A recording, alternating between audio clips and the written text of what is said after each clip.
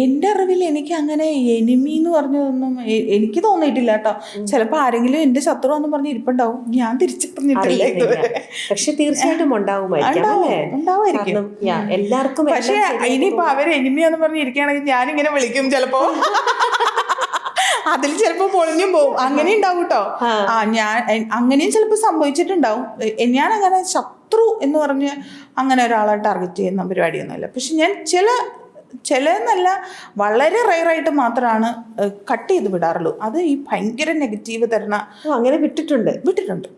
അത് പ്രത്യേകിച്ച് ഇത്ര കാലത്തിനുള്ളിൽ എനിക്ക് ആകെ അങ്ങനെ ഒരു ഘട്ടം വന്നിട്ടുള്ളത് എൻ്റെ പ്രഗ്നൻസി പീരീഡിലും ഈ ഡെലിവറി കഴിയും. നമുക്ക് എന്തറിയുമ്പോൾ ഞാൻ ഭയങ്കരമായിട്ട്, നമുക്കറിയാമല്ലോ ഒരു ഹോർമോൺ ചേഞ്ചും നമ്മൾ മെൻ്റലി ഒക്കെ നമുക്ക് സപ്പോർട്ട് വേണ്ട സമയമല്ലേ.